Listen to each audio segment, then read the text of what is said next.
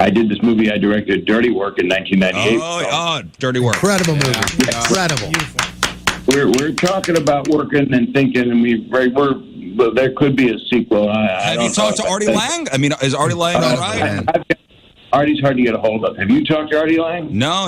In fact, we want to talk to Artie Lang. If anybody hears this, can tell Artie Lang to text me back. So I talked to Norm quite a bit and love him and Artie, and it's a pretty cool thing if it goes, which is looking very nice. We are talking about possibly trying to do a sequel, and we've got some permission of the big cheeses, but we're not there yet. But you'd both have to be in it if we do it. So that's all there is to it, because funniest people. We need to Norm is regarded by most funny people to be one of the funnier people alive. And we've had some real interesting shit happen together. It's, I made Dirty Work, so that's a year with Norm Macdonald. Yeah. And it's like Entertainment Tonight was there while I was directing it. And for the cameras, he goes, I'm whispering in his ear some stuff, giving him some notes. He goes, why am I listening to the dad from Full House? Why am I taking direction from the video guy? God. He just states the obvious as loud as he can. And he also knows the secret of quiet. When you get real quiet, how you draw people in. And then his construction of things is amazing. You would think that missing Norm sucks ass. It's just I can't believe he's gone either. I talk about him in present day. Well, you wrote a sequel for Dirty Work. I did. And we had the money? Yeah, we were going. That's unbelievable to me. Yeah. And Norm, I didn't think he was going to die. And I didn't know. I was going to say, did you know? I mean, writing a sequel that stars a guy who's got leukemia is not a smart move. So when nobody knew, and he wanted it that way, and I think it was also him being a gambler at heart. You know, with life, he thought he could get through it. And by the way, he was told he was going to. So I think it's those last few weeks. I think he was really thinking he was going to beat it, and we were set to go. And so you were going to be getting the phone call. Yeah. And I told you that when I was in New York, and it's really good script. And he and Lori Jo Hoekstra, who I love. Yeah. Lojo, the great LJ. She's just great. I guess when we did Dirty Work, I was more the guy that wanted to be liked, and that ain't the club you do it with. You don't have, Frank Sebastiano and Fred Wolf. It ain't social. It's making the best movie you can make. And right. that movie was, people that love it have to know that writing good comedy is hell. It's really hard work. And that's why I think the movie resonated. Right now I'm trying, and we'll see what happens. I'm trying to make the R-rated cut for Norm, right. To do that, because the 7 minutes are missing. So, no kidding. Yeah. Remember you guys had, I can't give it away if it comes out. Well, it involves donuts. The donut scene. Yeah, right, exactly. And there's more than that, but, the prison scene's a little bit different. Yeah. And I can say what it is. The prison scene, Norm gets fucked in the ass. And as you do in prison. Listen, I've been there. No one always gets fucked in the ass. Believe me, that would be I'd be a hard date to deal with if that happened. Well, for you, it's like looking for Waldo once they get in there. But anyway, Norm says after he gets fucked in the ass, you know what hurts the most is the lack of respect. That's what hurts the most. But the other thing hurts the most, the anal rape. Right. And that got cut out. But we used a wide shot, and amazing that it worked. That and the other thing. Right. And I had Norm loop it, and he went, God, looks like I said that. So he didn't. You said anal rape, Norm. And so hopefully we'll put anal rape back in where it belongs in Dirty Work. Anal rape belongs no further than your friendly podcast and your friendly movie makers. We hate the most.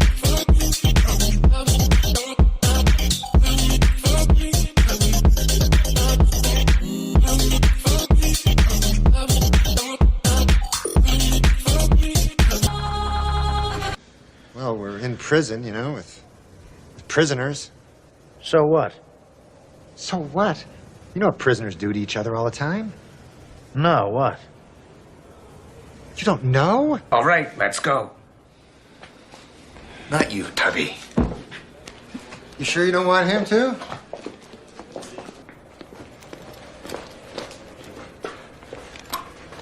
You fellas have a lot of growing up to do, I'll tell you that. Ridiculous. You know what hurts the most is the lack of respect. You know? That's what hurts the most. Except for the other thing.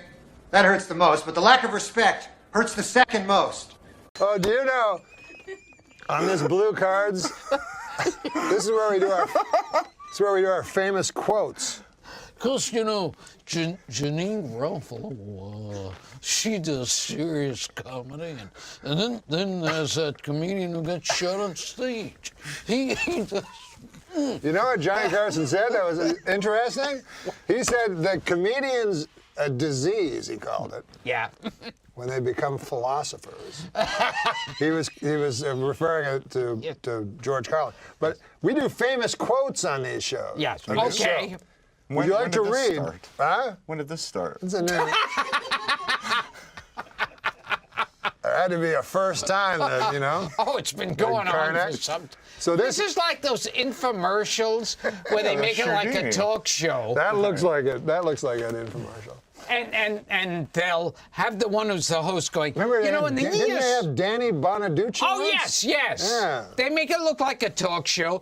And then on the infomercial, I'll say, you know, in the years that this show's been on, and you go, wait a minute, then how come I've never seen it before? But this is seriously a famous quote. Okay, all right. You know our new segment? Famous quotes. This is gonna go over real well. Spiro Agnew. Spiro Agnew. I can do one. I remember one card. I goes, Yes. You be Ed, okay? Okay. Mount Baldy. Mount Baldy. That's what I said, Mount Baldy. What did Yul Brynner's wife do on their wedding night? That was a great one.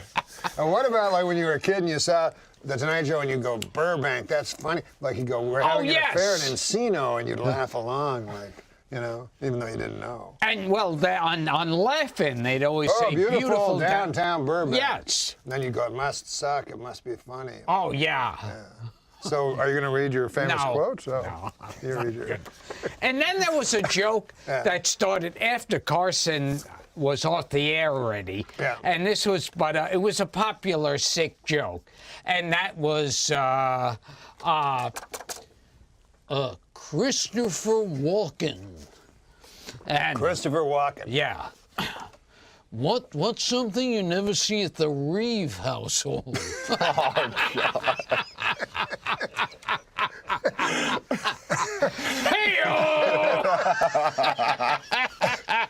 So you'd actually need a partner to do that joke. Yes, see. Are you going to read your quotes? Yes. Famous quotes. Famous quotes. While your man is hard, use one hand to push his penis up toward his stomach. Lick the underside of his shaft by keeping your tongue flat and moving your head from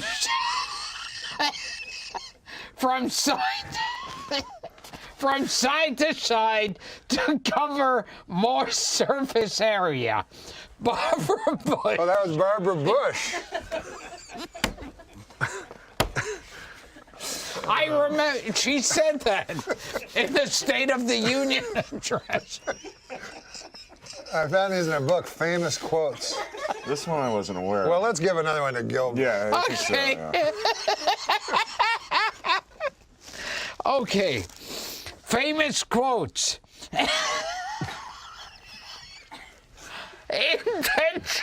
Oh, Jesus. Intensify his orgasm by placing two fingers an inch behind his balls and feeling for a dent. It's the perineum, a big pleasure trigger. For the last 30 seconds before he comes, massage the spot in a circular motion. Henry Kissinger. Oh, that was Kissinger. Some people say he was a war criminal. Yes. But I don't know about that. You see, it makes more sense with a German accent. No, yeah, Kissinger was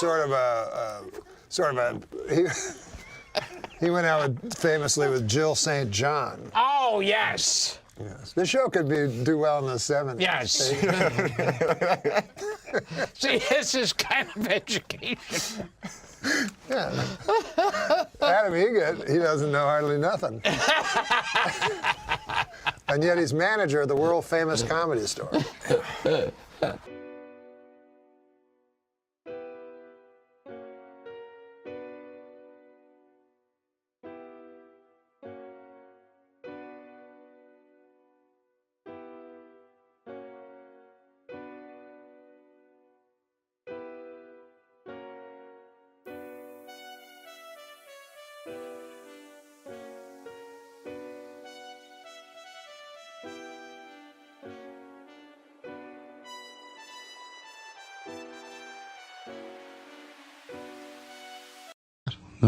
So now we got a guest, which is cool. Jack Duvall.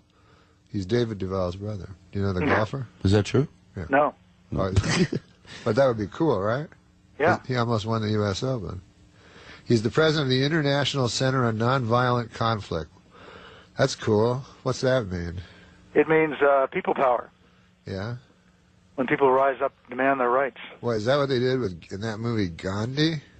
Which was, by the way, based on a true story, I heard? In fact, it happened, yeah. Yeah. But don't a lot of people die doing that? Well, that's because the British began to shoot Indians. Yeah, right. Well, won't that happen if your part is nonviolent? But that's where it gets interesting. If you've got a great strategy and you know how to diffuse repression, there are ways of doing that tactically. Then it doesn't work. It doesn't work one-on-one, right? Like let's say a guy comes at me with a gun. Me being nonviolent, that would not work ever. No, I mean, I'm not a pacifist. I think everybody has the right to self-defense. If it's the only thing you can do to defend yourself and your family, absolutely. But you need a lot of people. So this could happen in Iran, right? You don't necessarily need lots and lots of people, because here's the deal. If I were in a room with like maybe 25 or 50 people, and I was threatening them with a gun, and I said, okay, I want you to do the following things, otherwise I'm going to shoot you. Right. They'd have a choice. They could say, okay, we'll do those things, we don't want you to shoot us. Or if I were convinced that none of them were going to do the things that I wanted them to do, even if I were threatening them with a gun, then the threat of violence wouldn't have any power, because it's always a transaction. Right, but what about just the fun of shooting someone? Like, a lot of these people are sadists. That's another story, yes, absolutely. And that's what these movements do. Like in Iran, they can, if their tactics are strategic, what they can do is to essentially separate that element from within the military and the police forces, which are interested, like the Basiji in Iran, enjoy beating people up, from regular army people who see themselves as defenders of the public order and the nation's honor and all the rest of that stuff. Hey, can you tell me about Iran? Because I don't understand anything about it, because I don't know anything except what I see on TV. Well, we had a really interesting and not unique set of circumstances in which the Iranian regime basically stole an election. And No, but I mean beforehand. Like, remember when the students took over the embassy and all that with the hostages? That's another story. That was a violent revolt. That was actually a stunt that was pulled by an extreme faction of the Islamic Revolution. So they weren't young students, right? They weren't educated? No, that was inspired. That was why are there educated students in Iran? Why would that old guy let that happen? Well, the old guy, you see, that was already after the Islamic Revolution had succeeded. So the power that sat there was the new leaders of the Islamic Revolution. Right. And so that was designed, in fact, to help. It was for internal domestic politics to enable more power to accrue to the extreme part of the regime. And essentially, that's the same thing that we saw earlier this month in Tehran. But did they have satellites during the first, that Khomeini guy? No, they didn't, but Khomeini used the technology of the day to get in power, which was audio tapes. They mass-produced audio tapes of his speeches. He was a very charismatic speaker, and hundreds of thousands of those were infiltrated throughout Iran, and many believe that, he was the liberator from the Shah. But what I'm asking is, like those guys, those Ayatollahs, because they're so serious about what they believe and stuff, why would they allow any Western communication to enter the country? Why wouldn't there just be a closed Hey, it's the way you do business these days. They don't have a choice. If they don't allow digital media in, they can't function in the real world. They can't make a profit as a regime. So it is a trade-off for them. And those who felt that this election had been stolen and poured into the streets used that same digital media, which was then cranked down by the regime in order to help snuff out the protests. And that phase was successful. But they have to go back to allowing full use because otherwise, as I said, they can't function in the world economy. The new guy, Khamenei, which sounds suspiciously like Khomeini to me. Plus, he has a long white beard that looks exactly alike. But wasn't the first guy like real famous, and then this guy was kind of hid in the background and pretended that other guy was powerful? Yes, Norm, exactly. In fact, this guy was a controversial pick 20 years ago to be the supreme leader because he wasn't a famous cleric. He wasn't regarded as spiritually advanced, and it was kind of a political power play that put him into the seat. Huh. What do those guys have? What are those guys' powers? Those clerics, those mullahs? Can they talk to God and stuff? They certainly think they do, and but it's a. Hey, I'm not going to argue with them. No, not on that. That's for sure. We can argue with them about the way they're governing their country, depriving people of their rights. But their beliefs, I strongly agree with. Pardon me? Their beliefs, I strongly agree with. I just want them all to know that. Something there's no point being controversial about. I found that. Yeah. Well, it's.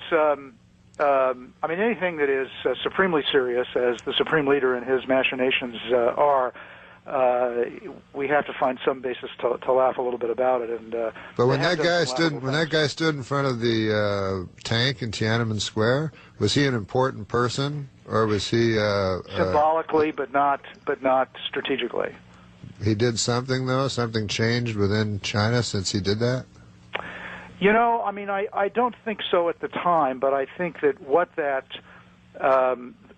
taught that regime to invent better ways of keeping control, keeping the lid on. And it also taught the regime that there needed to be a loosening in some direction for the new generations. And so the economic loosening and the turn to free market policies did help to accommodate the rising energies of the next generation. But the Chinese made a strong point that one guy standing there, man, that ain't nothing if you got a tank. But we got to go, and then we'll talk to you in a little bit, right, Christian? Jack, if you have the time, we'd like to hold you through the break, is what Norm said. Okay, thanks. I have no idea. You notice I can't add in one thing? Why? All I'm doing is sitting here thinking, what would Dennis ask? What would Dennis's point be? What would his view be? What would his position be? Oh, yeah. I forgot to do that. Right now? Yeah, see, they couldn't hear what I was saying. I was trying to be off the air. So that's Norm Macdonald, and this is the Dennis Miller Show. Give us a call at 866-99-DENNIS. That's 866-99-DENNIS. We're joined now by Jack Duval, who is president of the International Scene Center on Nonviolent Conflict. Welcome to the show. Hey, so he's back. So nonviolence, so tell us about that, because that's a pretty fascinating thing. Well, when it's used by people that get into the streets, as in Iran, it works if three things happen. If people mobilize in large numbers in ways that really impress the rest of the country as representing everyone's grievances. In other words, if there's unity to take this action. Secondly, if they put real pressure on the institutions of the state and drive up the cost of repression. And finally, what is the cost of repression now? The cost. Well, I mean, it's the cost of. You can't put a number state. on it. Consider this: if you have 1 million people in the streets for 20 days, which is effectively what the Ukrainians did in the so-called Orange Revolution 5 years ago, if you do that, then everybody's working overtime. The cost of doing that to the state goes up. All these authoritarian regimes are incompetently managed. That pressure is extreme, and then people within the security forces begin to say, hey, wait a minute, this is not what I signed up for. Is this sustainable? Who's going to win this thing? And then they begin to think, maybe I shouldn't, if I'm beating somebody up, maybe that means that they'll know that I did that when the new group takes power. And you see that over and over again. If the new group that takes power, so the nonviolent conflict is a political... It's about power. Yes, one person's idea, so... that person would be whoever. Ayatollah Khomeini would have been that person. Well, that person is going to be somebody who the people perceive as representing their grievances, because that's the only way you can mobilize them. In Iran, it wouldn't be this other character, would it? Well, the thing about Mousavi was that he was a safe choice because he was within the. He said he would abide by the Islamic State. Yeah. He was a moderate. He was reformist. So a lot of people who wanted sort of a soft change could identify with him. But is there anybody in Iran now, it's like Yeltsin, just a crazy drunk that'll get up and say anything and the people will get behind him? Ahmadinejad is a dogmatist, He's and he's not a classic authority. This is a clique. There's been a coup, and the extreme form of the Shiite Islamists in Iran have essentially taken complete control of the state. That's the fundamental political reality of what's occurred. Yeah. And that is scary. But is it scary if you do nonviolent confrontation, then what if a guy beheads you?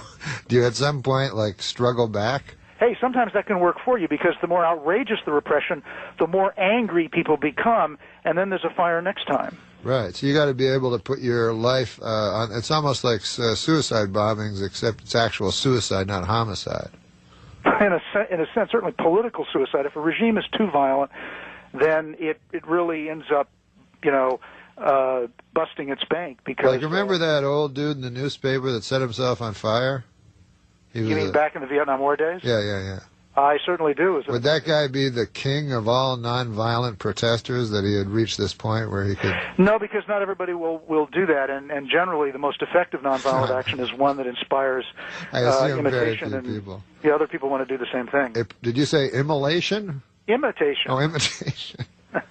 I thought you said immolation was hard. But Todd has a question. Well, now I'm for wondering if it's a stupid question. It is a stupid question. It's yours. Well, you said off the air it was okay, and so did the producer. What about the 9/11 situation? Like when they were up in the air, there's nothing nonviolent you can do there to stop that, right? That's right. Another situation of what I would call... because there's not mass people. One of the three things you need. Well, there's 300. That's not mass, right? Versus Jack, am I right? You could, in a technical sense, I mean, the power of the people in the airplane could overwhelm a small-armed... And by the way, just let me interject real quickly. I'm not implying that they should have done anything. I'm just trying to understand what you're saying, so asking that question. I'm saying it's a shame that David Duvall only lost by one stroke. And I think Jack's still feeling it.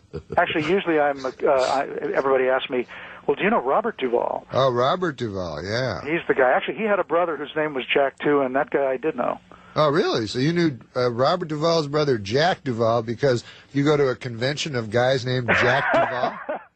I actually once Googled myself for Watch your mouth. And I found out there were 44 Jack Duvalls in the United States. So yeah, it's humbling. Yeah, definitely. Yeah. How many Norm Macdonald? Well, when you YouTube and you go hey, man, I'll listen to a James Brown song, and instead it's a guy in his basement doing James Brown. Right.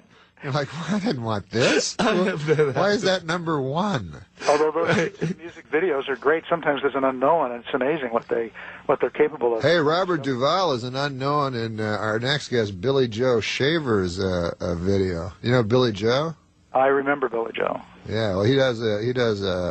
What's the matter with the clothes I'm wearing? What? Billy Joel, sure. No, that's Billy Joel. Billy Joe Shaver. Acting stupid. So anyways, he was up for Gospel Album of the Year, and he has Robert Duvall as a walk-on. But Jack, thanks, man. You taught me a lot about Iran, and I bet a lot of dumb people in the audience that are as dumb as I am learned a lot of stuff too. You can't be afraid to ask, because other people are thinking the same thing. Well, it was a pleasure. Appreciate it. Thanks, Jack. You're a smart guy. Hey, listen, is Jack still there? Well, you cut him off. I had one question for him. What? I'll answer it. I was going to say, what does a guy We're like wrapping that it make? up. We're wrapping it up. We'll be back on the Dennis Miller Show.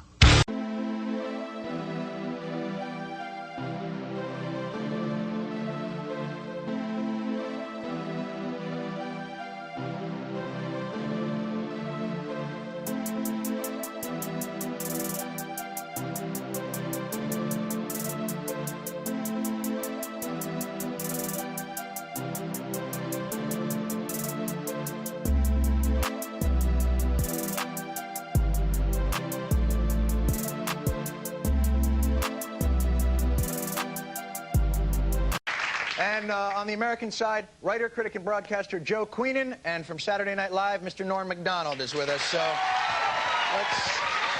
let's get on with the headlines here. We've met everybody. Lowry, let me bring this up to you. Definitely the biggest piece of news in the world this week is this headline right here.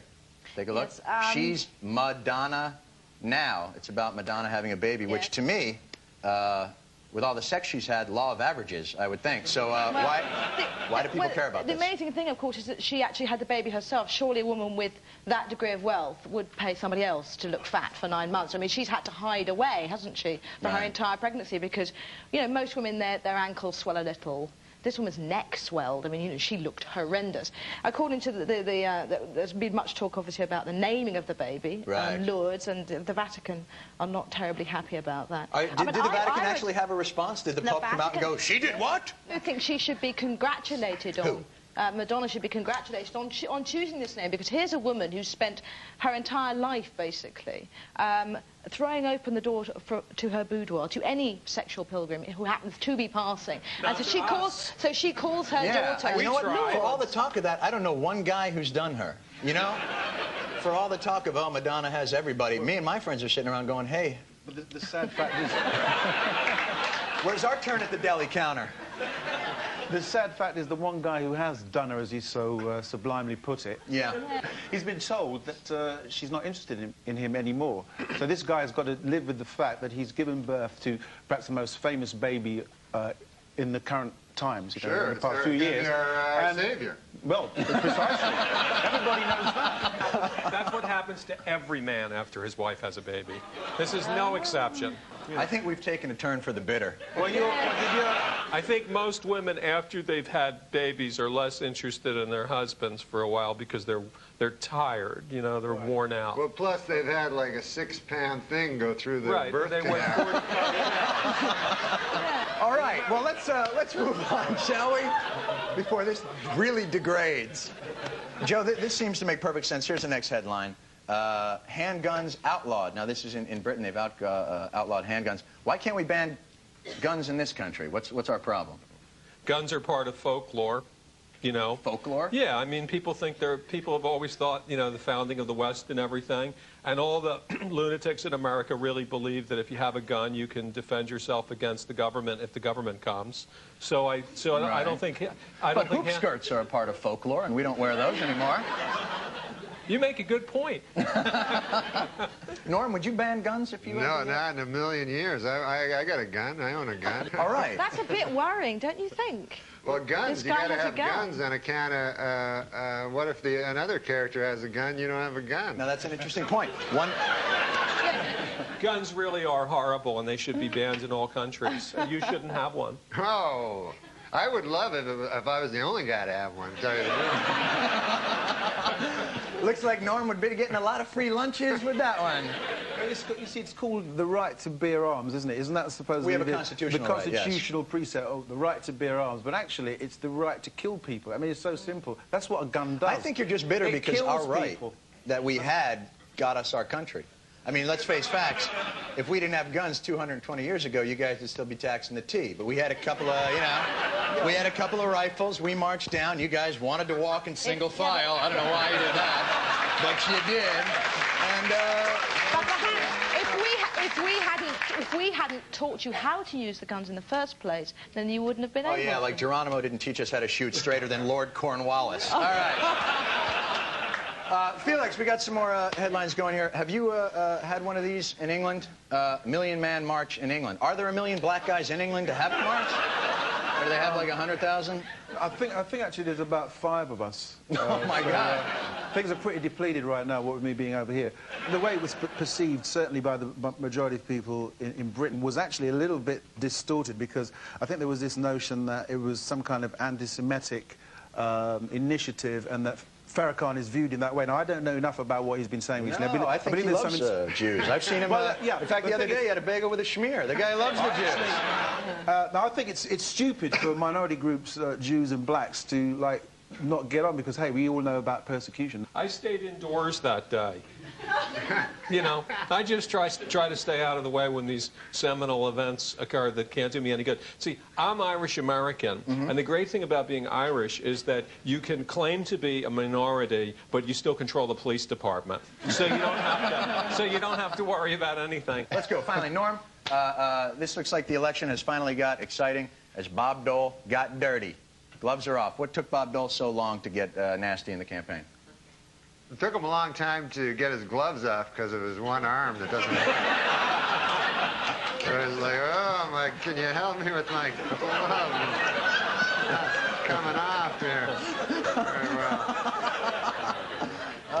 I feel shame and yet delight. That man lost that arm at the Battle of Anzio fighting the Nazis, and you make fun of him like that. No, I love Dole. I'll vote for Dole. He's the best man, you know. Norm, I hate to say this, and I know this to bring this up, but I don't think Canadians can vote in our elections. We appreciate your support and your enthusiasm. I'll tell you, I can't vote in the election, but I can pay the huge taxes to Clinton. Yeah, it's a beautiful country. All right. Do you believe Dole has gotten nasty too late? Have you seen Dole get nasty? This man is not capable of getting nasty. From the perspective of all the way across the Atlantic, you know, he just appears to be this doddery old guy who falls off the edge of stages occasionally.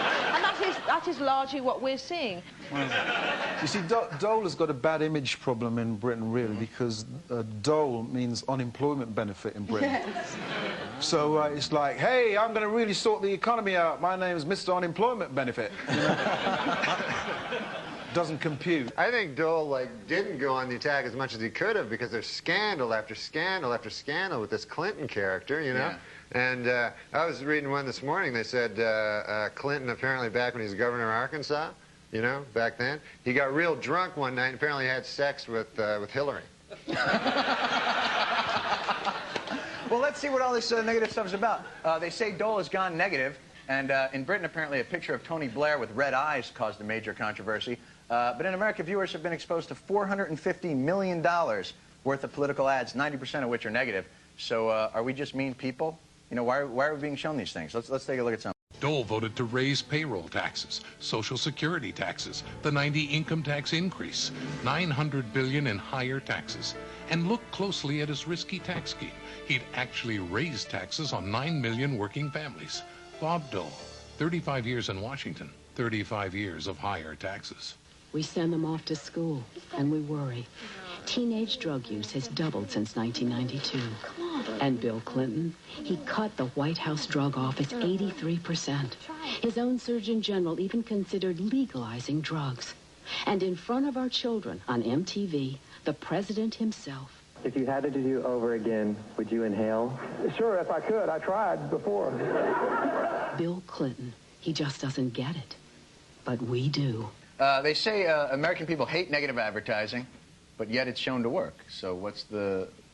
I can't believe people think that that's particularly negative. That's not negative. When Andrew Jackson was president in the 1830s, they said that he was a bigamist. They said that he'd murdered a minister. That he went to his deathbed convinced that the critics had killed his wife because of these accusations. We don't have anything like this. Grover Cleveland was accused of having an illegitimate child, which he had. Warren Harding was accused of having a mistress. You know, there were all kinds of accusations, which he had. But there were all kinds of horrible accusations about guys, and then they've got this kind of stuff, which is where, you know, Bill Clinton once said that he almost inhaled marijuana. I mean, I don't. This whole You story think we've actually about- gotten kinder, that we're not nearly as negative as we used to be? I just think these commercials just like suck. And Right. that's the issue, is that the commercials just suck. So would you like to see what, like singing raisins for the government commercials? What do you need? I'd like to see really nasty. I'd like to see ads where they said, Clinton, you know, this is the motel, this is the desk clerk, he paid $27.95, here's the receipt, here are the sheets. You know, that'd be negative. You know. Do they do negative now? This what was it? Tony Blair. What was it? Yeah. These were ridiculous. All they did is they sort of cut out. He got a picture of him, cut out his eyes, and then put little somebody else's eyes that coloured red upside down. I mean, you know, it was a joke. What I would like to see is a bit But there was more... an outcry, am I right? There was an outcry against negative advertising. So will negative advertising never come Britain's way? Well, we already have negative advertising, but obviously it is more muted. But simply that's because there isn't the money in Britain to engage in the vast amounts of advertising that you have here.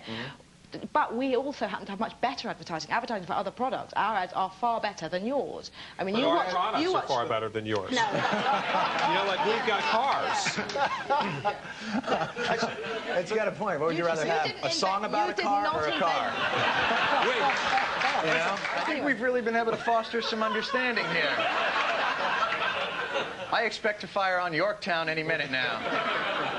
I think You're what's witching happening- again. The thing that's happening that we are sort of catching from America, which is rather worrying, is that we're starting to do these fake documentary type ads for politicians, and they're all very, the violins are playing, and that I think is about the worst kind of political affairs, because you basically you want to throw up as soon as you see it. What would you rather see for your party political broadcast? Would you rather see a guy come on and go, we don't know what we're doing? I like that ad where they go, hey, check out this guy's eyes. Look at them. Yeah, but you see, I think, if you're in an environment, which is the case in Britain, where political analysis or acute questioning of politicians takes place a lot by journalists, where, for example, even the Prime Minister can go into a television studio and be really grilled seriously about what he's done. And sometimes to the point where it happened a couple of weeks ago, a politician was so badly grilled by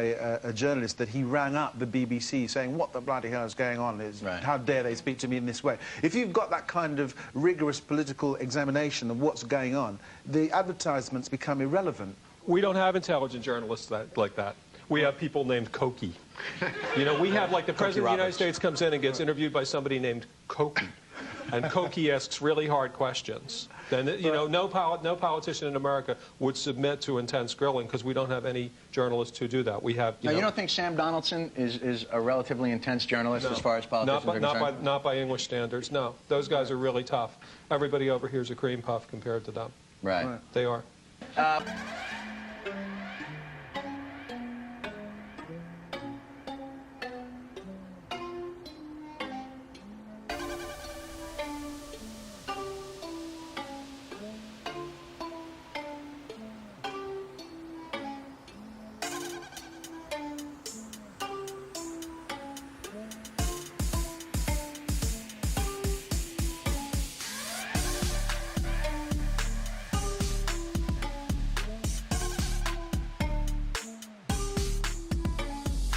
While Americans are pessimistic about politicians improving their lives, they're very optimistic about books, audio tapes, and videos improving their lives.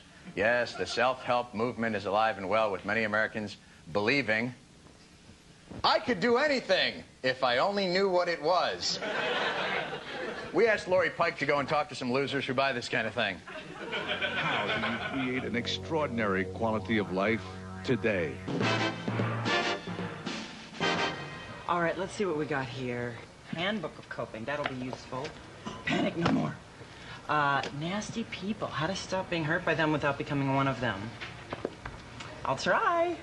Don't blame mother. Listen up, girlfriend. Lessons on life from the Queen of Advice. I am right, you are wrong. Definitely take that one. The Anger Workbook. I'll start with lesson 1. With all these books, are we really coping with our problems, though, or are we just thinking up new ones? Well, I have a collection at home myself, and that seems to be the only kind of reading I do these days. My feeling is so strongly that while you have oxygen in you, that the whole point of being on planet Earth, why we all really burn to get here and to incarnate into these families that are so troublesome, is to work things out. I bought the book because I feel like there's something in my life that has been holding me back success-wise in my career. I'm an actor, and it's helped me a lot, actually. I just finished shooting a film, and I just booked a commercial just now. People collectively again are saying, you know what, I am entitled to a healthier, more fulfilling life. I am entitled to love. I want to have a career. I mean, look at this section here on ethical business and right livelihood. I am entitled to love my work. I am entitled to have friends that I adore. Did you think and grow rich after you read Think and Grow Rich? Absolutely. You did? Absolutely. I created my company 4 years ago, right after I read Think and Grow Rich. So I bought a self-help book to help myself. It works. Personally, when I see people reading self-help books, I'm always a bit suspicious of them, especially the ones that say get rich quick and how to, like, enter your inner self in 5 minutes. Earth is an anagram for heart, E-A-R-T-H, and heart being H-E-A-R-T. Everyone on Earth is working on their heart chakra center. What is the #1 killer? Heart disease? I'd like to see more of self-help. I'd like to see more security in the bookstores. That's what I'd like to say. I really think that 30% of the people in any society are jerks. And you just want to try to keep that potential down, that number down. 30% of the people... 30%. Obviously, Nazi Germany had a higher percentage. Right. But 30% of the people in any society are jerks. And as long as it doesn't go above 30%, that's okay. So people reading these books are jerks. So don't worry about it. If it gets up to like 50, 60%... So these books are not helpful. They're not making us So happy. they don't have any effect on really cool people like us who have our lives totally together. So that means like one of us is probably a jerk. Although these books are starting to sell in Britain now, the one about women are from Venus, men are from Mars is doing very well. Which, by the way, is not true.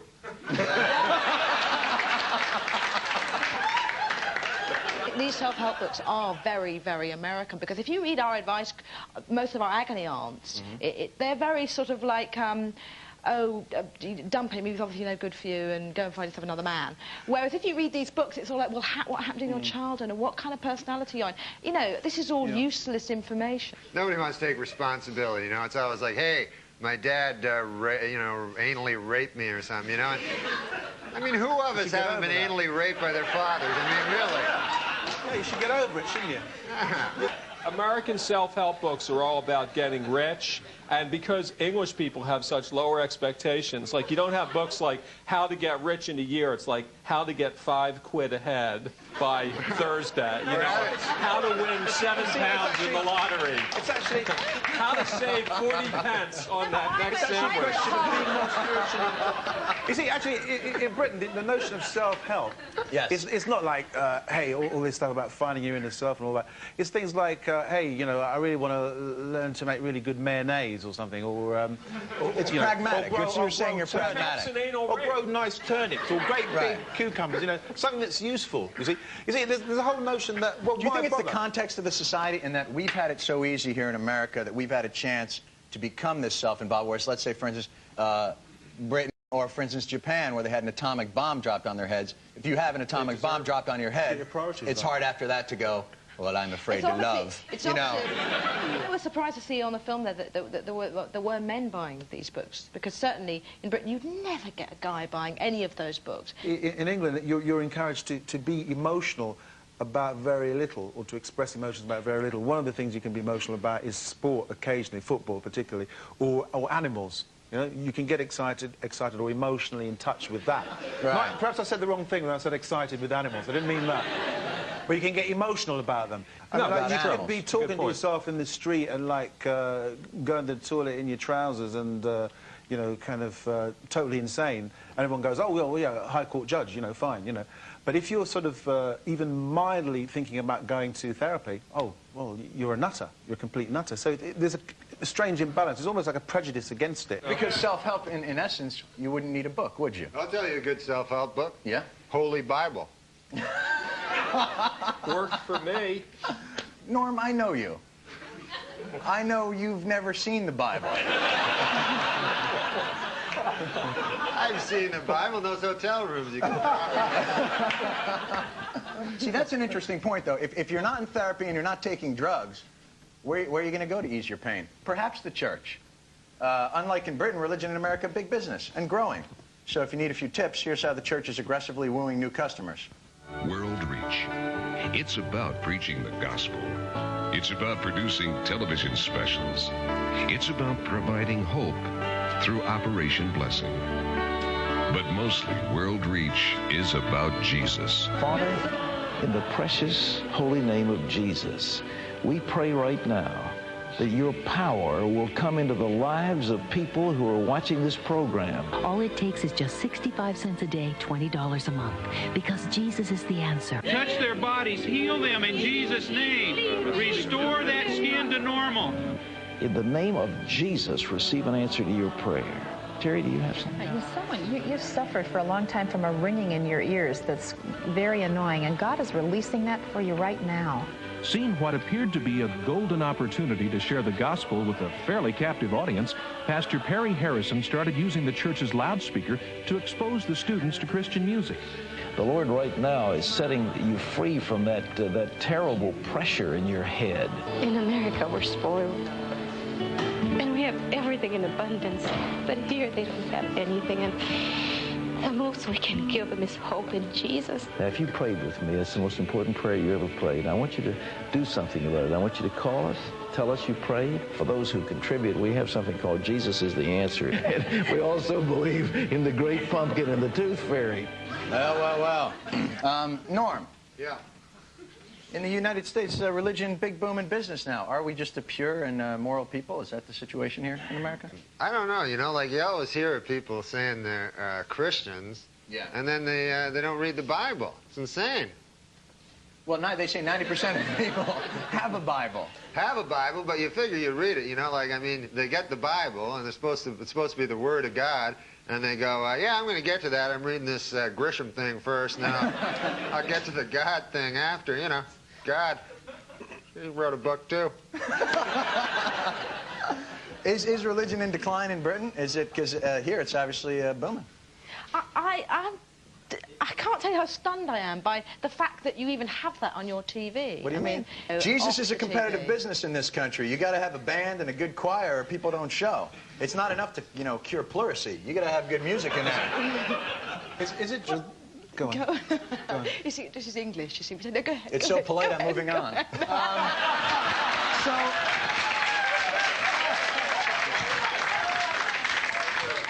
I'll tell you what I think about religion in this country. Please, Joe. I'm going to settle it.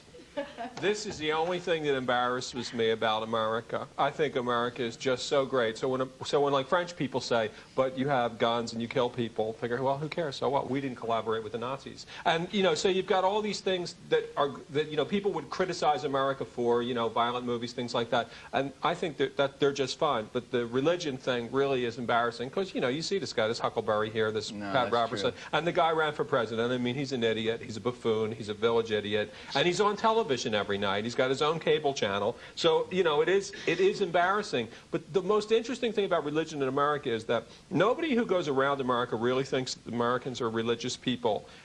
You know, like spiritual people. Wasn't there a guy called Jerry Falwell or something here who There's was... still a guy called Jerry Falwell. Yeah, who was going on about he saw 70-foot Jesuses or something. Is that what he said? Good drugs in Virginia. I mean, and people were saying, oh, yeah, you know, you saw a 70-foot Jesus. Yeah, I'll buy some. But in all fairness, you got to figure Jesus is a pretty tall guy. But what sort of car would he drive? Do you think he would have a limo? That's a good point. But in other 70 countries, feet's not that big. In other countries, once a virgin or a saint appears, then they set up a temple, they set up some kind of grotto, you have big lines, you have people lined up waiting to get in. I was in Lourdes a couple years ago, and there were 16 guys in Cleveland Indians shirts waiting to be cured. I figure you guys are going to wait a long time because the Virgin's, you know, she's packed up. She's still got, you know, she's got the San Diego Padres guys to take care of first. But in America, that would never happen. Someone would say the Blessed Virgin Mary appeared in a you know, she appeared at an internet site maybe, and people might believe that. But if somebody said she appeared here in a forest, you wouldn't get a pilgrimage there. You wouldn't get people believing it. And the reason is people don't really believe in God. If you go to Britain, you certainly wouldn't get politicians saying, and God bless Britain. Because the population would just laugh. And yet you have God bless America. And they say it with feeling. And you're all supposed to say it with feeling. We actually wrote a song about it. To be working. Getting back to the point. How is the Church of England going to stop the decline of people who have stopped going to church and stopped believing? What the Church of England, I think, is going to have to do maybe is to put television screens up for the football results and the lottery, and maybe pinball machines and make it more entertaining and for a bar people in the corner or something. Yeah, I mean, you see, because the Church of England has got this strange position. I mean, it's very integrated with the class system, and it's one of those institutions that historically has been very highly respected. But in recent years, all of those institutions have been diminished in terms of the way people look at them: the judiciary, the monarchy, and the Church of England itself. So the Church of England is really on a downward slope, and I don't know how it's going to be corrected. Basically, because all of these institutions, they've been. Would it matter? Would it matter to the quality of life over there if it went away? They've lost the mythology. Let's say it went away. The only way that I think that it would increase in popularity is to take a leaf out of the book of all those sort of wacko, alternative, crystal, new age rubbish. You know, for a long time in the church, in most Christian churches, Catholic, Protestant, whatever, the principal influence was, of course, Jesus Christ, because he was crucified. If you go into a church today in America, the principal influence is the Carpenters. I mean, Karen Carpenter. That all you hear is every single person who lost their job playing the piano at the bar at the Marriott last week now does the religious service in your church. And there's this real strong musical element in all of these churches. I mean, you go in there and they're playing like the average white band type songs, but with these like religious lyrics. And there's this whole early 70s feel to religious churches, which is why I feel that churches must be eliminated immediately. And I mean, overnight. You just got to get rid of the music. The first thing you do is you got to get rid of the music, and you got to do things like when they have these blessings of animals. So like bring traditional biblical animals like donkeys and dogs and stuff. People bring like Gila monsters. People bring Gila monsters and iguanas and ferrets. You can't. God wouldn't bless those things. You know, it's sacrilege or simony or something. I just have to say this: for Jews, it's just funny to watch the whole thing unfold, because we just think we've been cold kicking it for 4,000 years, and we don't give a shit what you guys do. I went to a bar mitzvah a couple of weeks ago. You know, you don't have to say that like that. I went to a freak show at Coney Island once. You don't have to say it like that. You don't have to. I went to a bar mitzvah. You people are insane. Once again, that's all for tonight. Thanks to Lowry Turner, Felix Dexter, Joe Queenan, and Norm Macdonald. Please bow your heads and God bless America.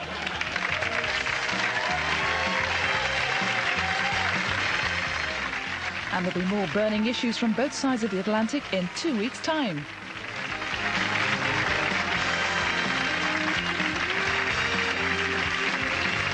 Too long. Shit about Oosthuizen. That's a good point. Oosthuizen is 72 back. I'm sorry, who is this? How long have you been there? A long time. Well, who cares about... Oh, look at that putt. He missed it. Jeff Martin likes Oosthuizen. Well, Cabrera's doing well. Your man, Super Dave. I love that, except he almost knocked the leaf off. Did you see that? No. He was in the crap area, and he was.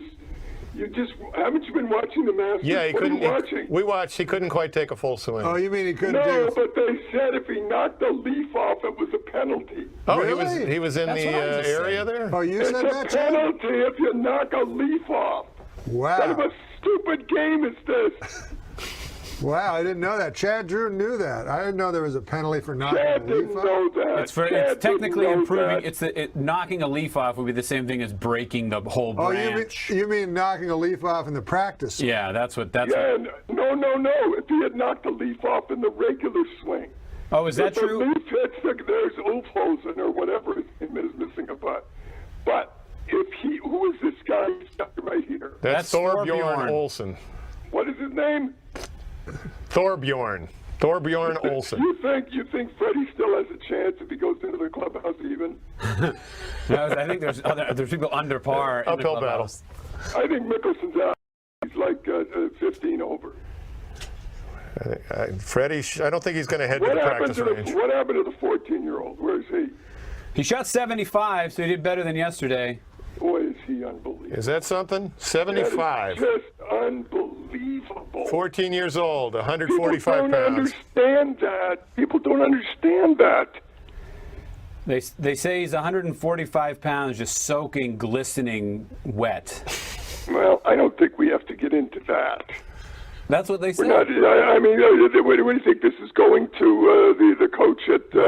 Oh, look at Tiger. We can't quote Jim Nantz. Okay. No, not Jim Nantz. You're getting into the football coach. Sandusky. Yeah, you're getting into Sandusky. Who gives a shit how much he is soaking wet?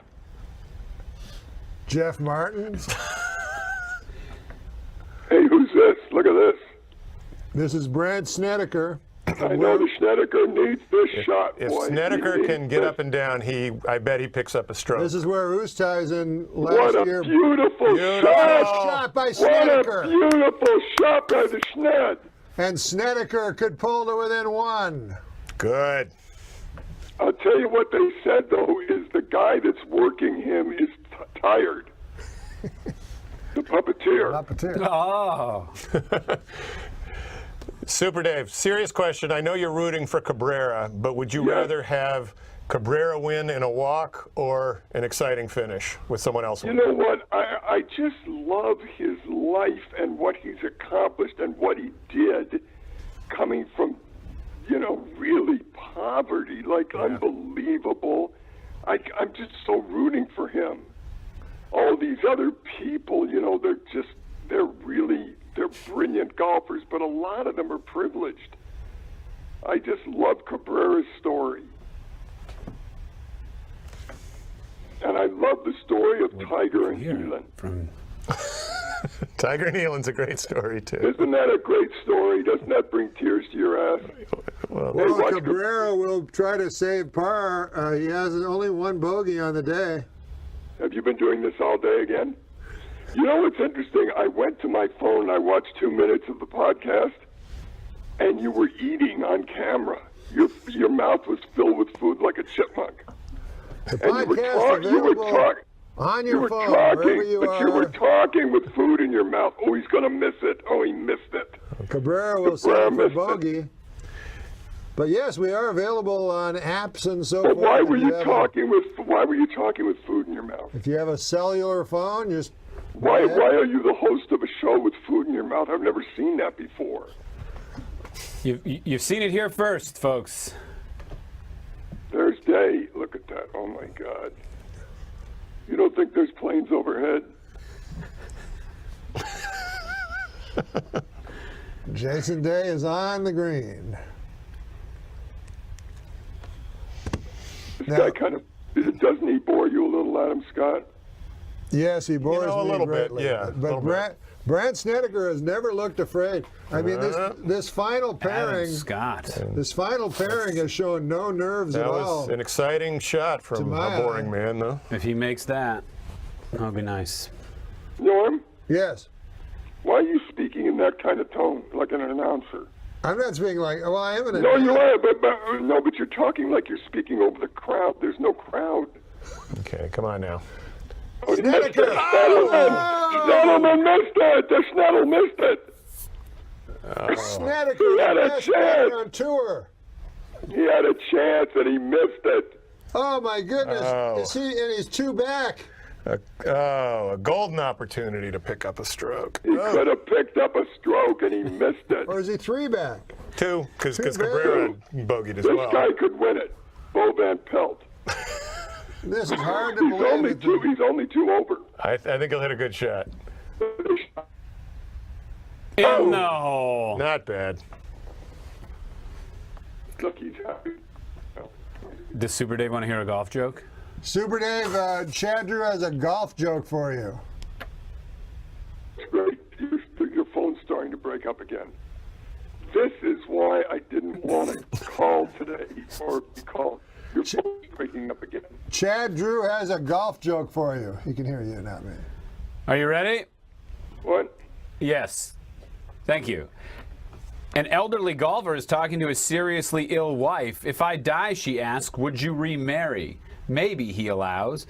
Would you golf with her? She continues. I might, he says. What about my golf clubs? She persists. Would you let her use them? The man thinks for a moment, then says, there'd be no point. She's left-handed. He already has a wife. Guy meets a woman on the golf course, and they start playing, and he can't believe it. She gets the piss out of the ball. She plays fast. They go home after the round. She cooks them the best dinner they've ever had, and then he wants to kiss her. She says, no, not so fast. I'm not jumping in bed with this. So this goes on and on. 2 weeks they play golf every day. All of a sudden, one night after dinner, he says, look, we're either going to take this another step or I'm through. She says, all right. And he kisses her. He said, my God, you kiss beautifully too. Let's go to bed. She says, there's something I have to tell you. He said, what? She says, I'm a man. He said, and you played from the fucking Red Keys?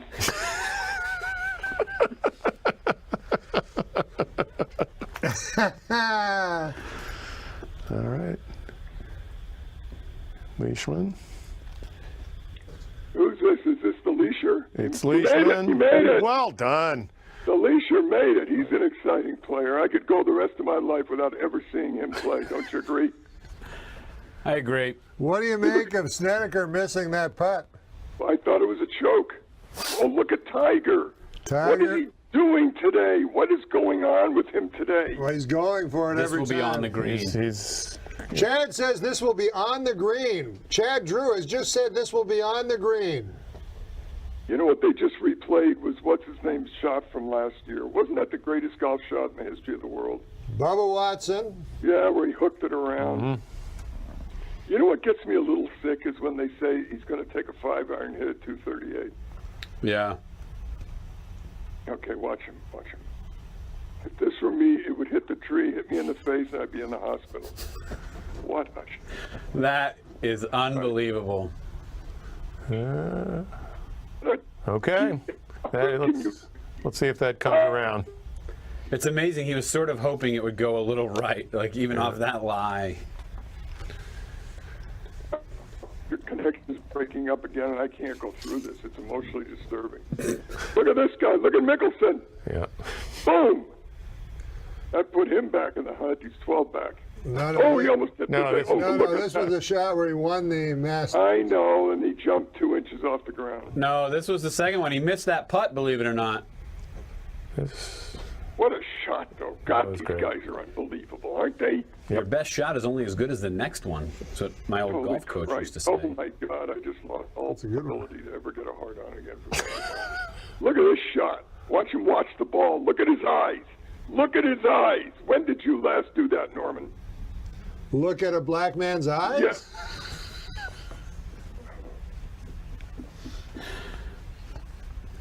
Beautiful, beautiful. You know what? You know, that was so weak. That was just so weak, wasn't it? When you go home tonight and think about that tonight, aren't you going to say, Jesus Christ, that was weak?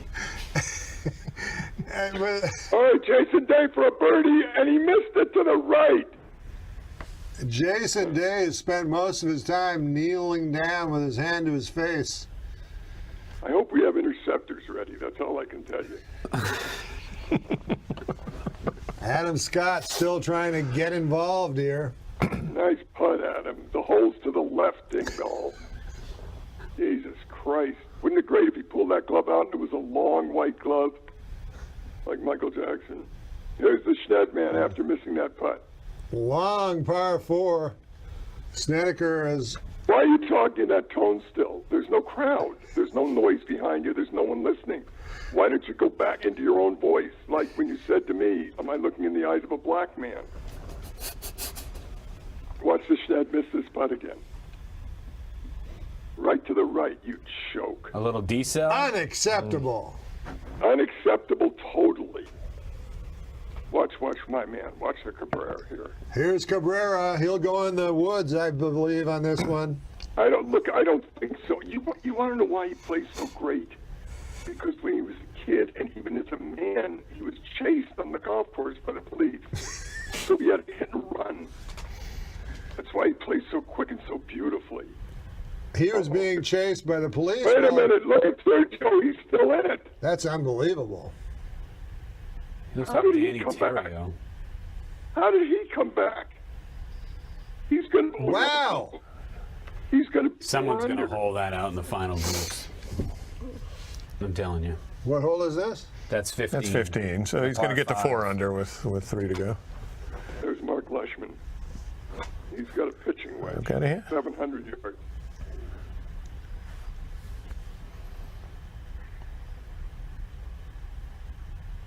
Well, I just got a text from Lori Joe saying that it's a lot more entertaining with Super Dave.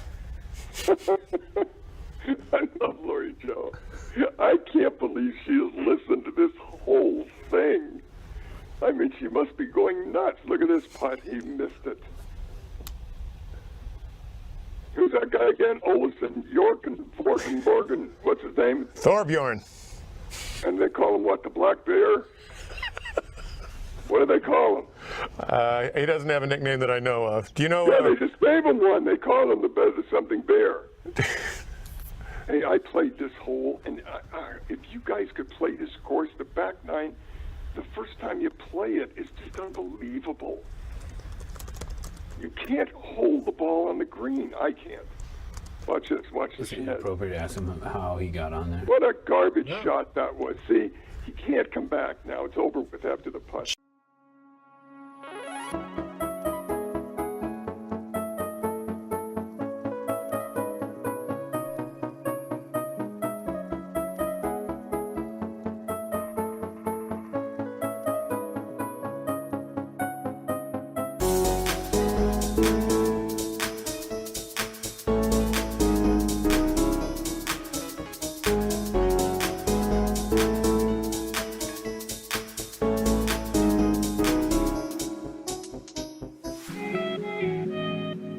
Wonders how you get to play Augusta. Because I knew someone who was a member. I'm afraid Thorbjorn Olsen's nickname is the Great Dane. Yeah, the Great Dane, is that what they call him? Yeah. I feel like a lot of people from Denmark get that moniker. Don't they call him the German Shepherd? Watch this. Watch my man. He wants to go left. He wants to go left. So far right, but he's still doing well. He's playing it a little safe right now. How did Sergio Garcia get 4 under? Boy, we're all really blessed that the weather is not showing up. We wouldn't want to see this Monday morning. What? We're glad the weather didn't hold anything up, and we're hoping it stays that way. Why, would you be on the air again Monday? Yes. You would? 5 in the morning. I can't believe it. I don't understand this. You'll have to explain it to me sometime. You know what? I'm just going to, I'm telling you, I have to do that. I'm going to sit here and announce a baseball game to myself. It's the same thing. No, it's different. Why? It's golf. Well, we just got a text from Jackson Hoekstra, Lori Joe's nephew. And what did he say? Oh, he said something bad about Jeff Martin. He did? Yes. Don't read that. That's not very nice. No, I'm not going to read it. What did he, oh, well, here he goes. Watch this. Is this, yeah, that's him. That's Dave. This better be good, or that place will be strafed in a minute. Strafe. Uh-oh, look out. Look out for the planes. That's all I can tell you. I hate the way that guy putts, this Adam Scott, with a 34-inch putter. He missed it. Are we syncing up today as far as the picture? We are on the Video Podcast Network. God damn it. I swear to God. Look at Sergio for birdie. He could be 5 under. What if he won this? He missed it. Sergio led after day one with 6 under. Yeah, but he faded like he always does. He shot 66 in the first round and 76 in the second round. That's right. That's an average of what? 72. That's an average of 72. Well, here's Leisure. It's an average of 71. Look, he's short. He's short. Boy, no one is taking control right now. You know that? Here's Tiger for birdie. He could be 4 under. This is important. He's got to make this, or Elon will pay. It's good. All right, now he's back in. Tiger to 4 under.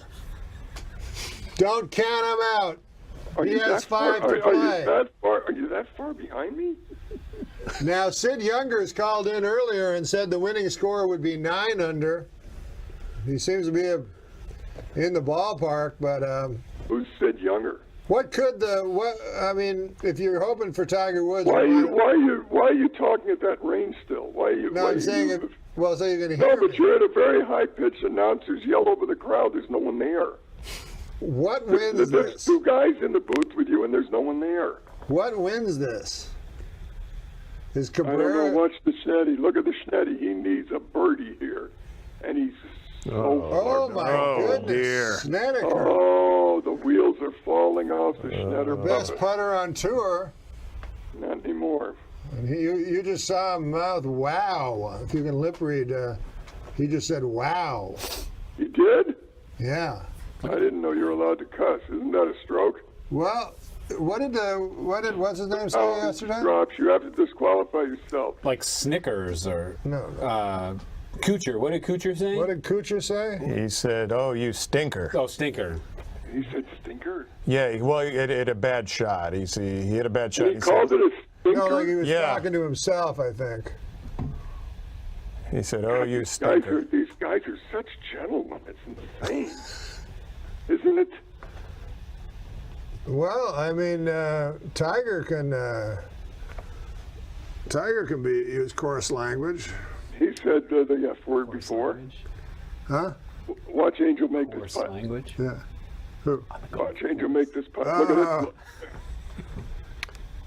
Oh my God! Oh, He left himself a long one. They're not seeing this. The gates are opening. The gates are opening. Chad Drew said there should be no coarse language on the course. If you swear and a leaf drops, you have to disqualify yourself.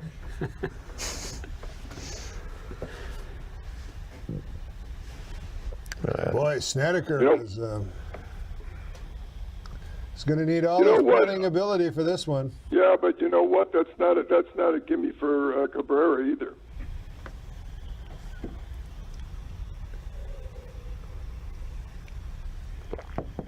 All right, this is it for him. He misses this putt, he might as well mail it in. Tiger's 4 under. That's what I'm saying, Super Dave. I'm saying Tiger's 4 under, and if Cabrera misses the putt, he's 7 under. Is Tiger still in? I swear to God, this is such a flight. Yeah. Tiger could certainly. 3 putt. Okay, now Cabrera's got to sink this. Look at the Schned go down. Now, would you like Cabrera to miss this so Tiger is 3? No. I want Cabrera to still stay in the lead. So he'd still be in the lead, but you're. No. I don't want him to go back. Oh my God. So you've given up on Tiger. Look at Jason Day. Look at this shot. I think he's still in. He's still in it. Wow, did he? Holy moly! Wow, what a shot by Jason Day. Did he hit that beautifully? Did he hit it beautifully right into the And he doesn't get rewarded. What a beautiful shot. Though. That's unlucky and could find Ray's Creek. I don't know if it's unlucky. What if he'd flown past there? You're saying his next shot? Make this. You know, we haven't heard much about Ray's Creek. No. Well, we can't hear the telecast. He made it. Wow. But it hasn't come into play. I don't think. Holds on. Have we seen anybody hit it in? Still 8 short under on 13. I don't think. I have not. I think we did yesterday. Someone rolled one in. You're right, though. Maybe Look, Friday. Cabrera 1 under for the day. None of the other players. Poor Snedeker. He's got to be kicking. Day is 1 under on the day. Scott's even. Leishman is 1 What's under tough the day. what's tough is the Schneider is playing with Cabrera, and Cabrera is just so solid. He's so solid, and the Schneider is now missing putts. What do you do during commercials? What do you do? Look at this guy with a nice thing and a birthday cake. Oh no, we don't talk about the commercials. Well, commercials are only a minute long, as you know. Yeah, but there's 3 or 4 of them. So how do you pass the time? There's always stuff to talk about. Let's hear something. I take a little break when you call in. Do you? Yeah. You kind of went away and thought I'd carry it for the next 8 hours? Jesus Christ. This is the most fucked up group of people I've ever been with, because you don't really have a rhythm going. Norm is speaking at a high level softly. I don't understand. It's like a yelling golf announcer is what he's doing. He's way up there in the pitch, and you guys are taking a break. That's what we should do during the commercials, the critique. Of the group? Yeah. Well, the only thing I really like is seeing Norm eat during the podcast. I've never seen that from a host. His cheeks were full like a chipmunk. I don't know what the fuck he was eating, but he would eat, and he was talking and eating, and didn't even care about it. Well, I like to, the golfers always eat a banana. I know, but you're not golfing. You're not moving. You're sitting on your ass for 8 hours. You don't need a banana. What, do you need potassium? Well, the interesting thing about much fell out. Are you okay? I'm all right. Watch this shot from Cabrera. Watch this shot from Cabrera. Angel Cabrera, same shot. Magnificent. He's playing smart and safe. He's playing as safe as a player can do to Did you lose see him? a Did tournament. you see him look left there to see if the police were there? He can't get that out of his system. No, you're right. He was in the woods on 8. He was in the woods on 10. Both times he just took his medicine, played it safe. Yeah. I know. Didn't make it worse. Brilliant shots. Now watch the Schned, man. He could go into Race Creek. Well, Snedeker is going to go for the pin. No, he's not.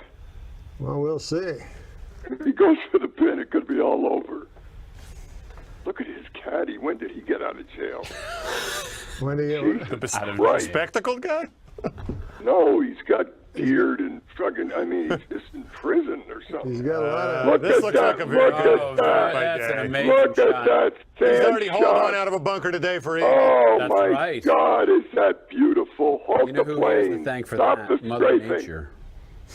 He With just the called a rain. halt to the strafing. Did you say that? Did you see what he did? Yep. You see that signal? No more strafing for a minute, he said. How about that play? Now Chad watch this Drew shot. has just told us that the rain is coming into play now and holding that ball. All right, watch the Schned. It's a good shot. It's off to the left, though, it looks like. We're going right at the pin. Oh, my God, right at what a beautiful Norm has an shot. uncanny ability to... What a beautiful shot. Did you hear what Jeff Martin just said? Yeah, I ignored it. What about his caddy, that Schned man? That guy's either mentally ill or he's a prisoner. I think he might have snuck him out. Well, he has a lot of sweat, it looks like, on his hat band. Yeah, and he stopped his beard a little below the ears. Look at the Tiger. It's 400. I want him to get 5 right now. Can Tiger Woods put some pressure on him? Staring it down. No, terrible. Oh, that mound. Oh, it's going out on the ground. Terrible. We were talking about that an hour ago. Now, Super Dave, having played that, do you think number 14 is one of the most difficult greens on the course? That's a yes. It's so annoying. Adam Scott. We couldn't hear what you said. It was something I know, and I complimentary. couldn't hear what you said.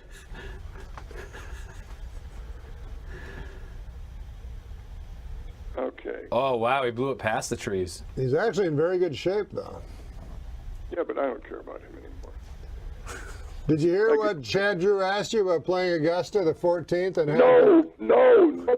Because you're break up because your stupid transmission. Well, he said it's the 14th very difficult hole to play. Now that was, look at this draw by Leishman. Oh, that's textbook. That's impressive. Isn't that beautiful with all the colors of the flowers and everything? It's really nice. Did you see the guy from Augusta with the green jacket? Welcome everybody, the president. Wouldn't it be great if he had a KKK hood on instead of the green jacket? And they just let him do that. Welcome everybody to Augusta. We're proud to have you watching, and we're proud to be here, and we're proud to have everyone at this golf course as long as you're white. We haven't had a Jew here in years, and we've never felt better about it, I have to tell you. And as far as blacks go, Tiger's okay, but that'll about do it. We're not interested in many more than that. We want you to watch the program and enjoy all the sweets. Good luck and have a great Masters. Of course, Super Dave just joking about all that. Sergio missed. This all comes under the heading of good fun. We're the ones whose actual names are on our driver's licenses.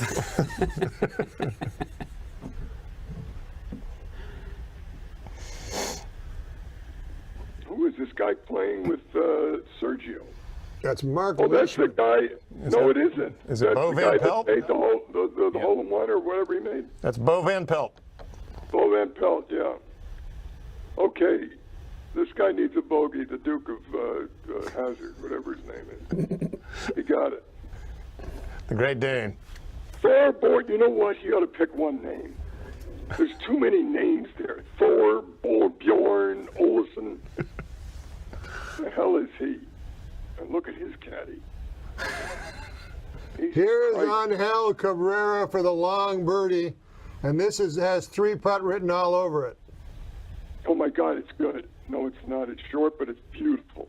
He's playing safe, great golf is what he's doing. He just heard a gunshot. You know what they say about playing safe? What? I don't know. What have they said? It's dangerous. It's dangerous. You know, they have a, I'm not going to bring this subject up, but it's just scary as hell. It's dangerous to play safe. No, it isn't. Not when you're playing the Schned. Snedeker for birdie. He's 5 under? Yeah, he's... How far is he back? He's made a couple of bogeys. He missed the birdie. He's not making back. The Schned missed the birdie. What's happening? He bogeyed 10 and 11. Oh, hey, did you see what he said? Shit. Well, there's only 6 holes to go. How far is Cabrera up? By 2. Over Day, Leishman, Watch and Scott. Tiger, watch this shot. Look at that. Look at this. Look at that shot. Are you kidding me? Are you kidding me? God almighty, is he unbelievable. That's the 14th green, Super Dave. Is that probably the hardest green on the golf course? Yes. Is he magnificent? Is he magnificent? All right. He's great. Great birdie by Jason Day. Yeah, he's right back in to the pull within 1, right? Wow. Yeah, he's right there. Jason He's Day right there. has it to within 1.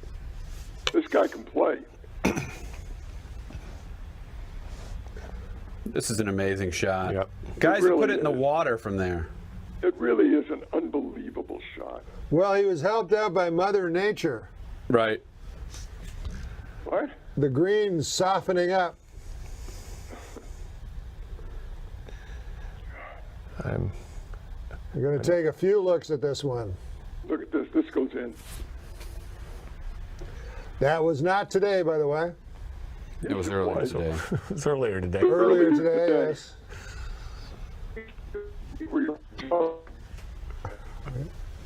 Is he on auto-tune? How can you be so misinformed?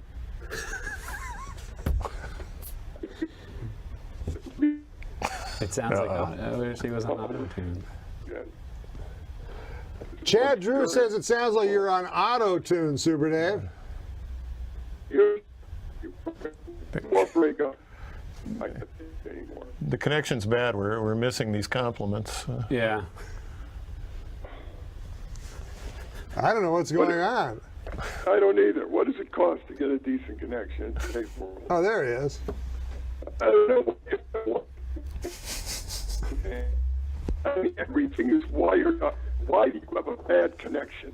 Oh man, it's you're breaking up. Your explanation of the bad connection is breaking up.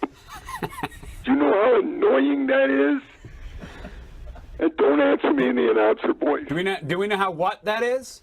You broke up. Oh, that's funny.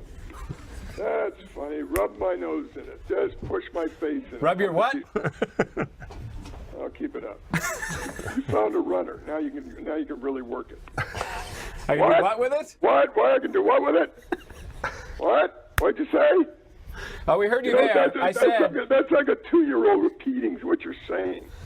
It's the same game. How old was it that was repeating it? It's the same game you play in school until you get the shit beat out of you by a bully. You know what I mean? I do. Hey, there's Ray's Creek. Where is Ray? You know what they ought to call it is Ray's Cock. For no reason other than to just add some fun to this broadcast. Well, Mark Leishman will try to add some fun to the broadcast. Oh, God almighty. God almighty. You are just a joy. I'd never heard you talk like this, ever. Oh, terrible. That's not good.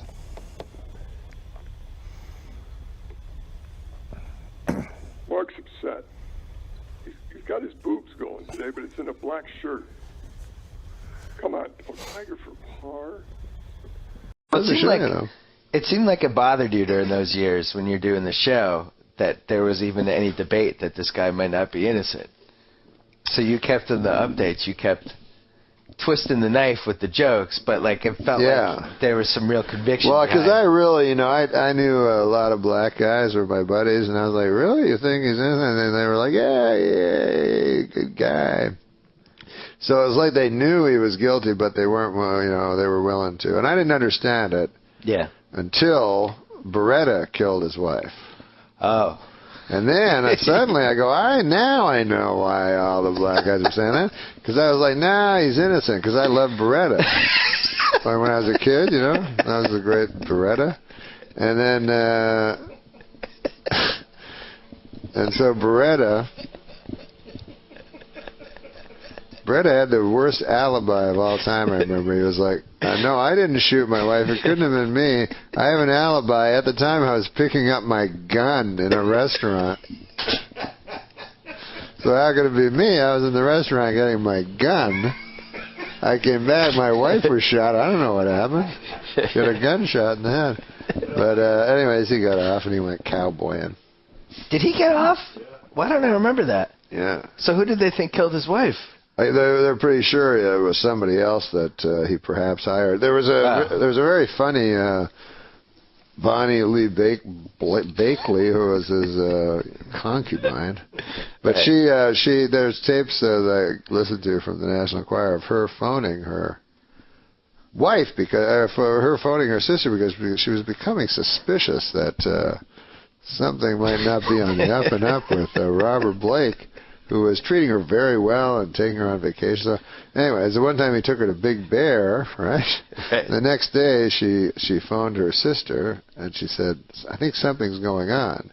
Because last night, I woke up in the middle of the night, and Phil was there, who was his bodyguard, Robert Blake's bodyguard. So she says, I think something might not be going right, because I woke up in the middle of the night, and I could have sworn Phil was standing above me, looking down at me, and then he ran out of the room going, I can't do it, boss, I can't do it. Stop. So anyways, you don't have to be the guy with the big magnifying glass to figure out that one. Tell you what I do like in the news, the big murder trials, because I can follow that, And now we have the greatest one that's coming up, because it's the best when celebrities are up for murder, because then you know the guy, And so Right? So they selected the jurors for the Robert Blake trial, so that will move on, and I'm happy about that because I love Robert Blake. Ever since I was a kid, watched him. Beretta, my favorite show. God damn, that was a good show. I will say one thing about Robert Blake. The guy appears to have not the greatest alibi I have ever heard. Seems to be a relatively weak alibi to me. You know, and I'm no jurisprudence. You know, I don't know. But this is his alibi as far as I can figure it out. He goes, it couldn't have been me who shot my wife in the secluded area over by the side of the ditch. On account, I have an alibi. Oh, where were you? I had to go back to the restaurant. I forgot my gun.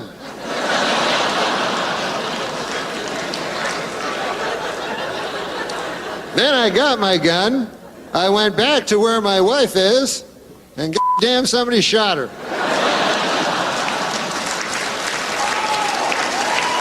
Now,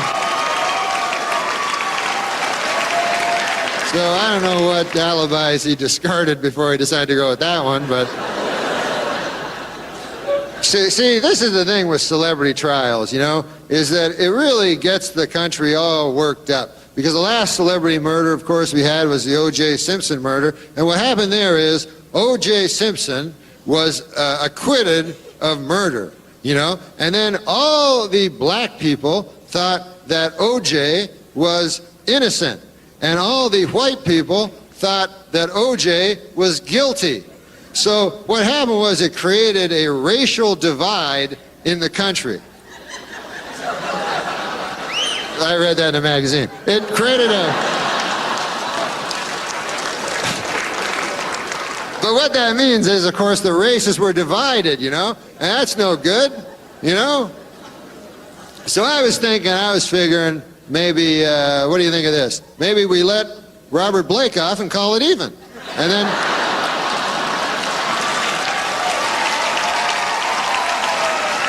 All right, folks. Well, God bless you all, and God bless America.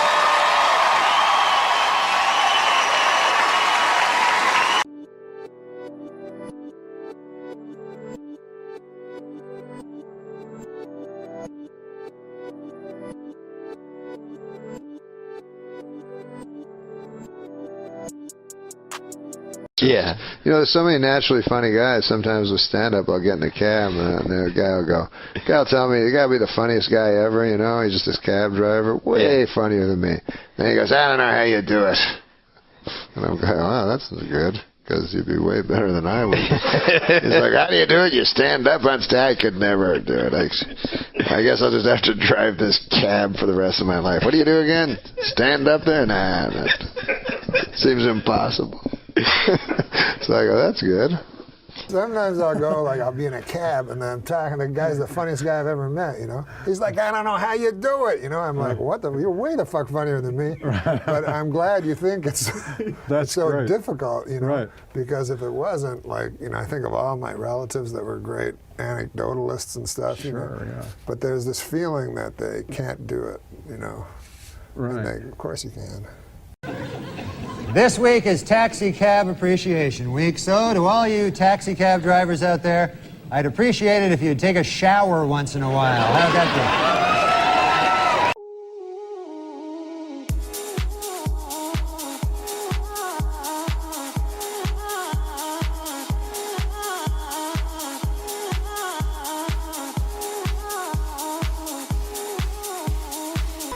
be? We want to talk about your uncle, because every time you come on the show, you have a story about your uncle who lives up in Canada. Oh, yeah, he's a Frenchman.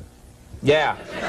Yeah. And you always have like a little story about him. Jean-Luc. Oh, yeah, he's a crazy character, that dude. He originally visited New York City. Hello?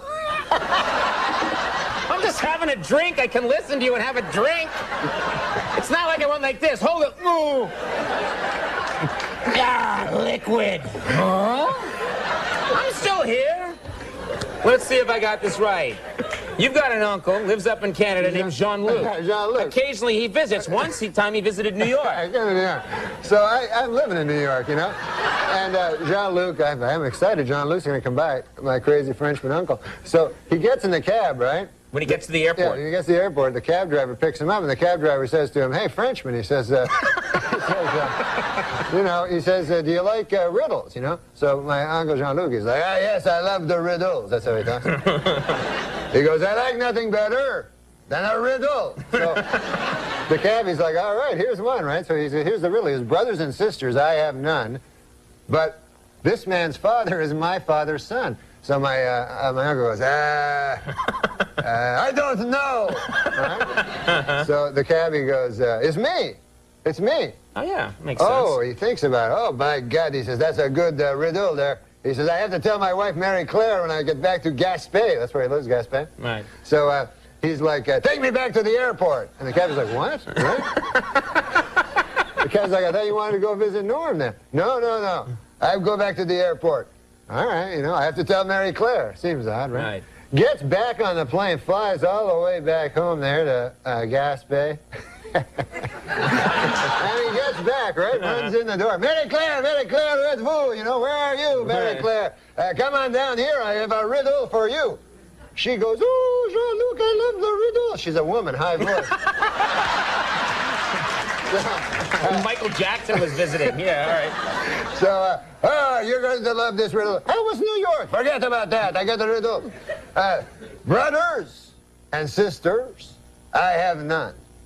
But this man's father, he's my father's son. She goes, I don't know. Who is it?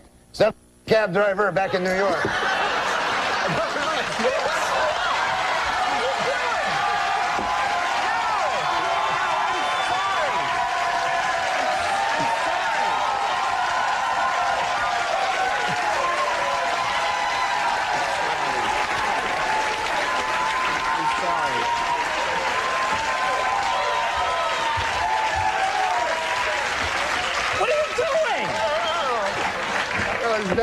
You didn't mean to do that, did you? No, I didn't. Be honest, you didn't mean to do that. At all. I just got to the end.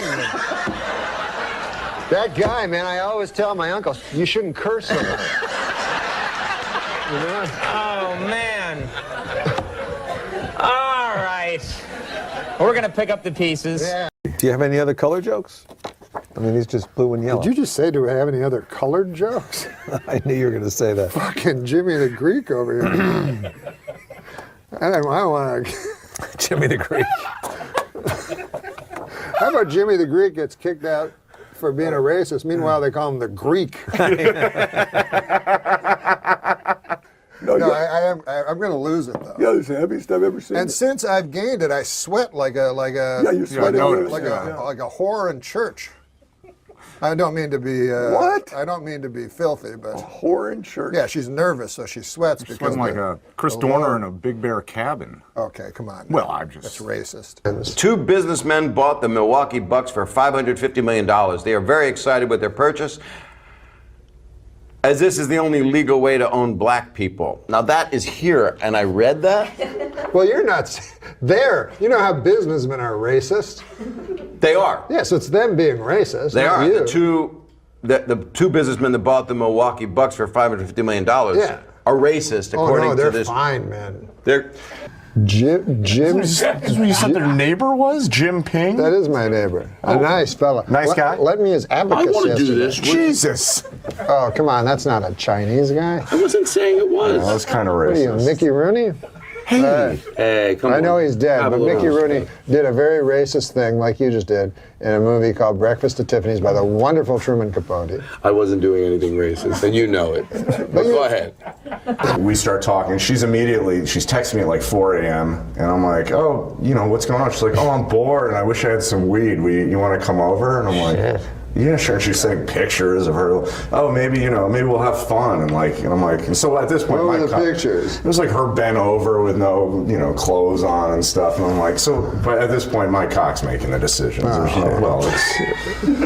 Anyway. Tell me. And so I call my friend, and then she's like, yeah, just can you bring a C note? Well, I have a roommate roommate that sells $100 bill. Yeah, $100 bill, and we'll go get some weed, and you can come on. I'm like, yeah, am I getting mugged? And I called my friend. He said, put the phone number into Facebook, and you can see who the person is. Shut the fuck up. Yeah, so I put the phone number into Facebook, and the profile comes up. It's this black guy in a ski mask in all the pictures. It doesn't matter what race he was. So As a matter of fact, I don't know how he knew he was black. He was wearing a ski mask. Well, you could tell. So I head over there. No, I know. You can tell. I know. No, I've never heard his view on African Americans till this very show. That's interesting that you got that out of him. Plenty of black friends. So plenty of black friends. Dated a black woman for months.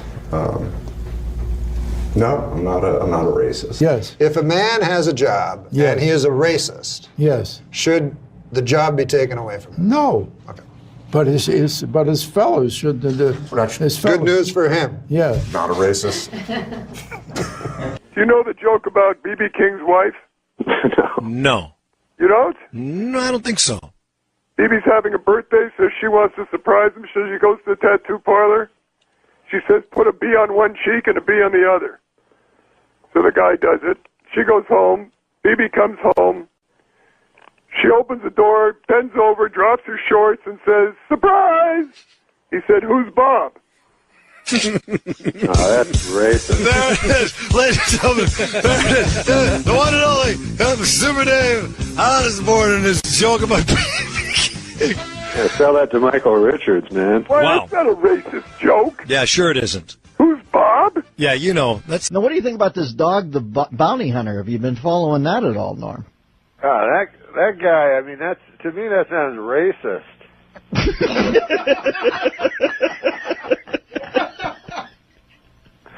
But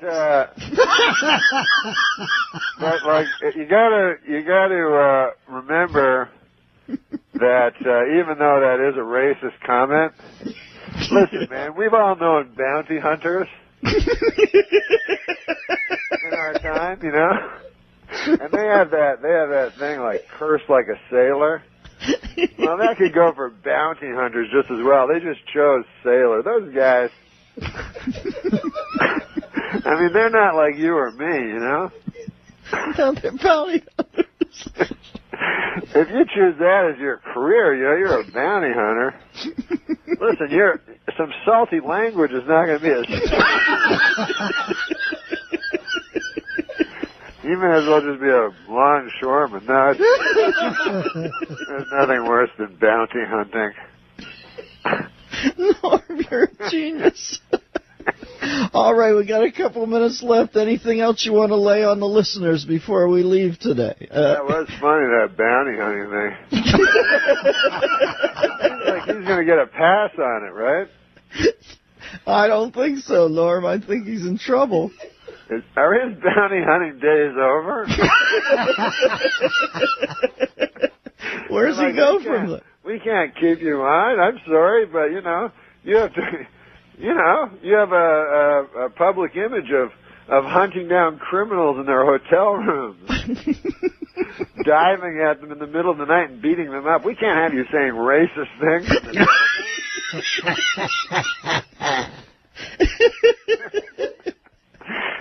I don't know. All right, Norm, I'm going to put some oxygen on my face here and recover. You're going to be on every Friday now? Yeah, that'll be fun, right? Oh, are you kidding me? I'll be like your Pete Barbuti. No, stop. Chuck Mangione references be far behind. Yeah. Thank you, Storm and Norman. We'll talk at you down the road. This is the Dennis Miller Show.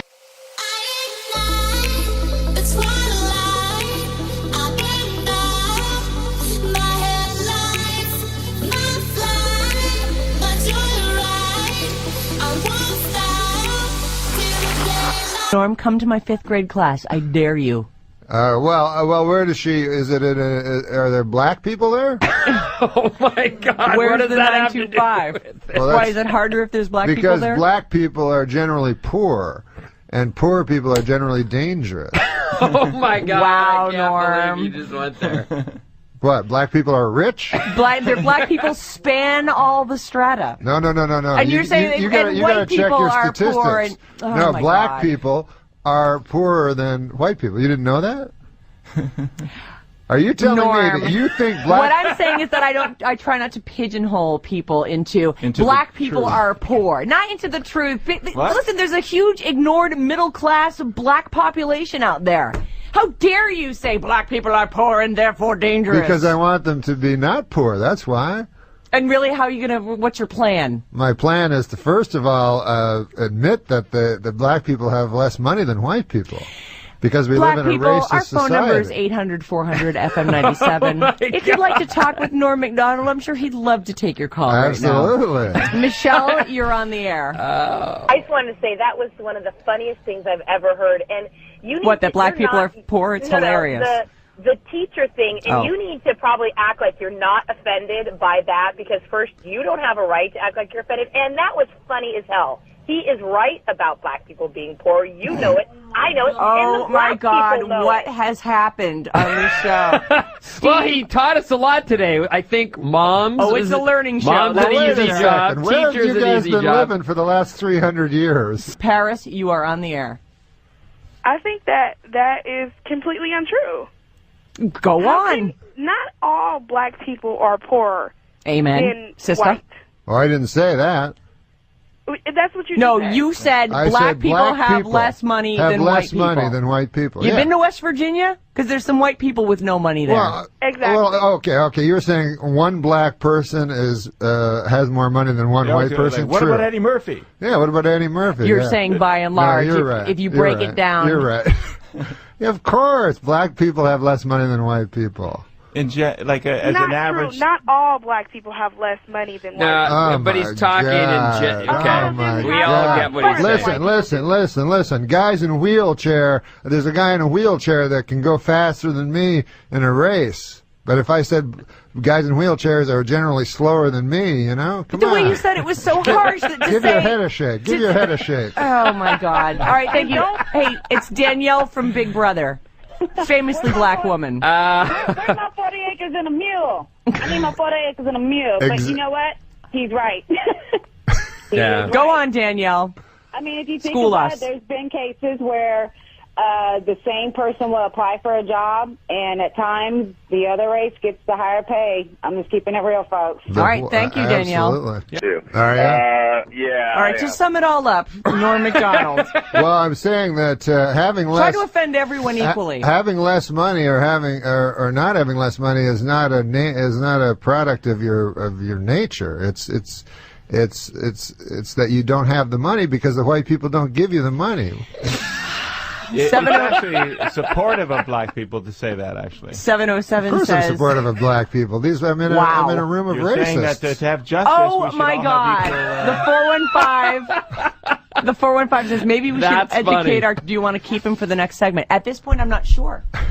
I'm finding Norm to be somewhat on the offensive side. You know what, though? I love that he's saying all this stuff and then looks over with a big smile. I know, and big smile. He's like, oh, man, they're going to talk about this all day. Well, I didn't know that everyone. I thought San Francisco was a little more open than. No, San Francisco actually They're isn't. racist? No, they're not racist. Well, so far, by the way, most people have agreed with me.